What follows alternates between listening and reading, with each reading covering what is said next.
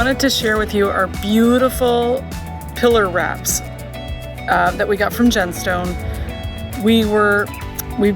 They haven't been up that long actually, but we followed the instructions to the letter and installed them just like they told us, watched some great YouTube videos, and let me tell you, we just went through Hurricane Ian in Port Charlotte, and they're still in place. We were so scared to even look.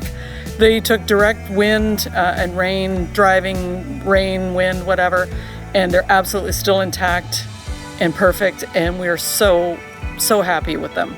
Just really love it. We love the color. We chose Stratford, and we really like that as well. So just wanted to let you know that if you follow the instructions and go on YouTube, see some videos and whatever you need to do, but they're beautiful and we love them, and they were not damaged at all.